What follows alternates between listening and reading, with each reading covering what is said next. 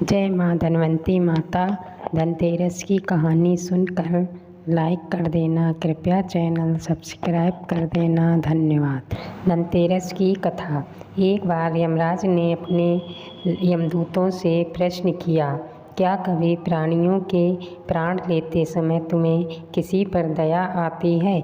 यमदूतों ने सोचकर कहा, नहीं महाराज, उस वक्त तो हम आपकी आज्ञा का पालन कर रहे होते हैं, हमें किसी पर दया कैसे आ सकती है?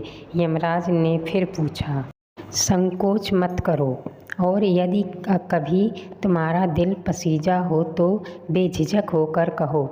तब यमदूतों ने कहा, सचमुच एक घटना ऐसी है जिसे देखकर हमारा हृदय पसीज गया था।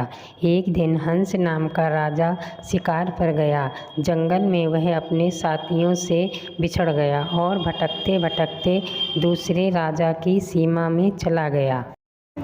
वहाँ एक शासक हेमा था। उसने राजा हंस का बहुत आदर सत्कार किया। उसी दिन राजा हेमा की रानी ने एक पुत्र को जन्म दिया। ज्योतिषियों ने नक्षत्र गणना करके बताया कि यह बालक विवाह के 4 दिन बाद ही मृत्यु को प्राप्त हो जाएगा। राजा हंस ने आज्ञा दी कि इस बालक को यमुना के तट पर एक गुफा में ब्रह्मचारी के रूप में रखा जाए।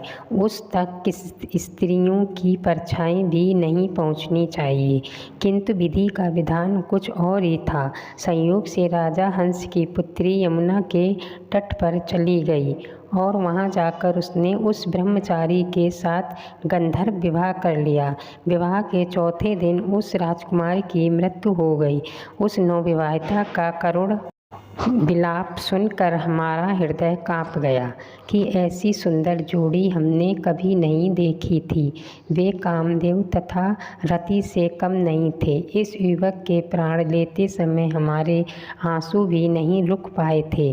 सारी बातें सुनकर यमराज ने द्रवित होकर कहा, क्या करें, विधि के विधान की मर्यादा हेतु हमें ऐसा अप्रिय काम करना पड़ा। यमदूतों द्वारा पूछे जाने पर यमराज ने अकाल मृत्यु से बचने का उपाय इस प्रकार कहा, विधि पूर्वक धनतेरस का पूजन व दीपदान करने से अकाल मृत्यु नहीं होती। जिस जिस घर में ये पूजन होता है वह घर अकाल मृत्यु के भय से मुक्त रहता है। इसी घटना से धनतेरस के दिन धन्वंतरी पूजन सहित दीपदान की प्रथा का प्रचलन हुआ। धनतेरस की कहानी सुनकर लाइक कर देना, कृपया चैनल सब्सक्राइब कर देना, धन्यवाद।